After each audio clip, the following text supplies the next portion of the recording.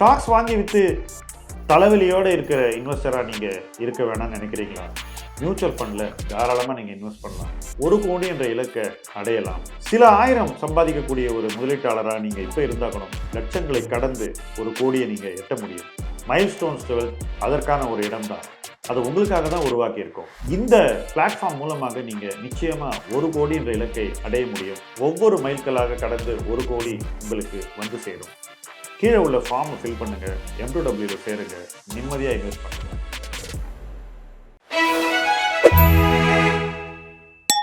Friends, இந்த முதலீட்டு களம் பதிவில் நம்ம பேச போகிற தலைப்பு எஸ்ஐபியை ஸ்டெப் அப் செய்து அதிகரிப்பது எப்படி. எல்லாரும் என்ன பண்ணுறாங்க?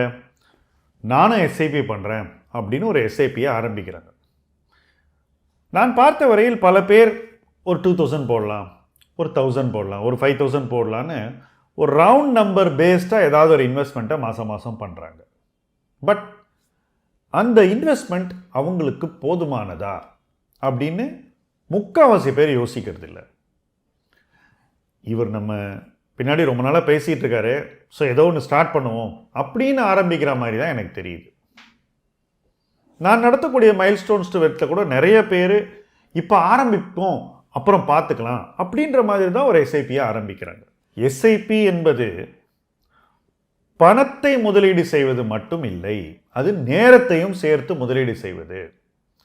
இப்போ ஆரம்பிக்கிறவர் ஒரு 2000 ஆரம்பிச்சுட்டு 2-3 வருஷம் ஒன்றும் பண்ணாமல் அதுக்கப்புறமா 5000 போட்டாருனாக்கா என்ன ஆகும்?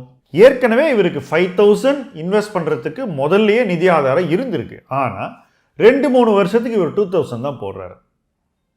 அப்போ இந்த 2-3 வருஷம் என்ன நடக்குது? ஒவ்வொரு வருஷமும் அவர் எக்ஸ்ட்ராவாக 36,000 ரூபாய் இன்வெஸ்ட் பண்ணுற வாய்ப்பை தவற விடுறாரு. அப்படி கரெக்டான இடத்துல அதை இன்வெஸ்ட் பண்ணியிருந்தாக்கா அந்த எஸ்ஐபி காம்பவுண்டிங் பயணத்தில் ஏற்கனவே கொஞ்சம் தூரம் போயிருக்கும். இழந்த காலகட்டத்தை எப்போதுமே ஒரு முதலீட்டாளர் திரும்ப பெற முடியாது. 20 வயசில் எஸ்ஐபி ஆரம்பிக்க வேண்டியவர் 30 வயசில் ஆரம்பித்தா அந்த 10 வருஷத்துக்கு இழந்தது தான். அதை திரும்ப பெறுவது என்பது ரொம்ப ரொம்ப கஷ்டம்.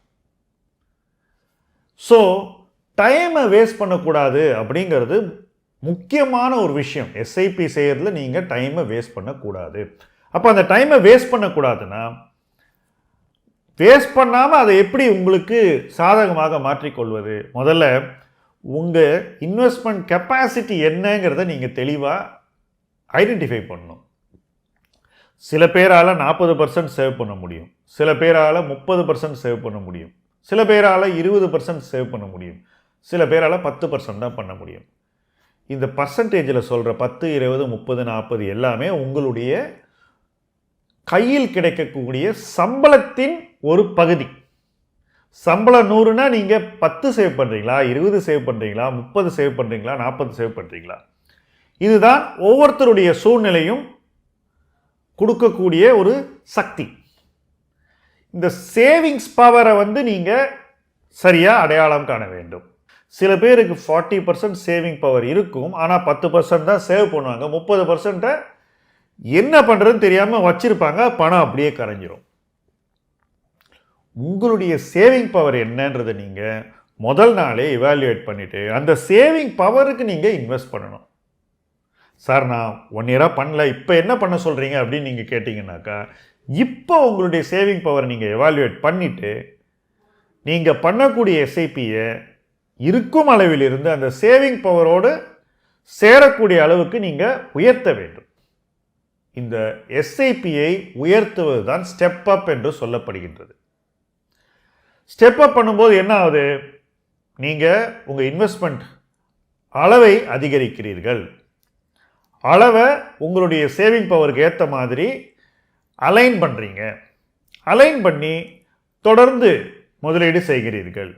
மறுபடியும் உங்களுக்கு அடுத்த வருஷம் உங்கள் சம்பளம் ஒரு 20% ஏறுதுன்னு வச்சுப்போம்.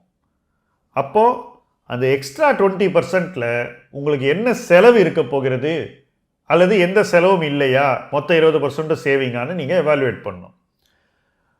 எவ்வளவு நீங்கள் கரெக்டாக சேவ் பண்ணோன்னு அந்த இன்க்ரிமெண்ட்லேயும் நீங்கள் அளவிட்டு அந்த பணத்தை மறுபடியும் அந்த நேரத்தில் தாமதமின்றி மறுபடியும் ஸ்டெப் அப் பண்ணணும். வருமானம் கூட கூட ஒவ்வொரு காலகட்டத்திலையும் நீங்கள் உங்கள் எஸ்ஐபியை ஸ்டெப் அப் பண்ணி உங்கள் வருமானத்திற்கு அலைன் பண்ணி இன்வெஸ்ட் பண்ணணும். குறைவாக இன்வெஸ்ட் பண்ணாக்கா உங்களுடைய சேவிங் பவர் எஃபிஷியண்ட்டாக உங்களுக்கு வேலை செய்யாது. உங்கள் சேவிங் பவர் எஃபிஷியண்ட்டாக உங்களுக்கு வேலை செய்யலைன்னா நீங்கள் வாழ்க்கையில் சேர்க்கக்கூடிய செல்வத்தை சேர்க்க தவறிவிடுவீர்கள். அந்த காரணத்துக்கு தான் எஸ்ஐபியை சேவிங் பவரோடு அலைன் பண்ணணும். அப்படி பண்ணாமல் வச்சுருந்தீங்கன்னா இப்போவே உங்களுடைய சேவிங் பவரோடு அதை சரி செய்து ஸ்டெப் அப் செய்து எஸ்ஐபியை அதிகரித்து மாதம் நீங்கள் முதலீடு செய்ய வேண்டும். உங்களுடைய வருமானம் கூடும்போது மறுபடியும் நீங்கள் உங்களுடைய எஸ்ஐபியை அதிகரித்து அந்த வருமானத்திற்கு ஏற்ற சேமிப்பை நீங்கள் மாதம் செய்ய வேண்டும். இப்படி செஞ்சால் என்ன சார் ஆகும்? எல்லா காசையும் கொண்டு போய் மார்க்கெட்டில் போட சொல்கிறீங்களே அப்படின்னு நீங்கள் கேட்கலாம். நீங்கள் எல்லா காசையும் மார்க்கெட்டில் போட்டுட்டு ஒன்றும் செய்யாமல் இருக்க போகிறதில்ல. இந்த பணம் வளரும்போது நீங்கள் அதை வைத்துக்கொண்டு நீங்கள் நிறைவேற்ற வேண்டிய எத்தனையோ விஷயங்களை நீங்கள் செய்து காட்ட முடியும். அந்த காலகட்டம் வரும் வரைக்கும் உங்கள் பணம் உங்களுக்காக வேலை செய்து கொண்டிருக்கும். எல்லாருமே சொல்லக்கூடியது என்ன? Only when your money works for you, you can stop working. உங்கள் பணம் உங்களுக்காக வேலை செஞ்சு உங்களுக்கு தேவையான பணத்தை உங்களுக்கு கொடுக்கும்போது தான் நீங்கள் வேலை செய்கிறத குறைச்சிக்கவோ நிறுத்தவோ முடியும். அப்படி இருக்கும்போது எல்லோருமே பணத்தை உங்களுக்கு வேலை செய்ய வைக்க வேண்டும். So make your money work for யூங்கிறது எல்லோருக்குமான தேவை. அந்த தேவையை ஒரு 15-20 வருஷம் நம்ம ஒழுங்காக இந்த மாதிரி எஸ்ஐபியை சரியாக அலைன் பண்ணி ஸ்டெப் அப் பண்ணி வளர்த்து ஒரு கார்பஸை பில்டு பண்ணாக்கா நிறைவேற்றக்கூடிய ஒரு வாய்ப்பை நமக்கு நாமே கொடுத்து கொள்கிறோம்.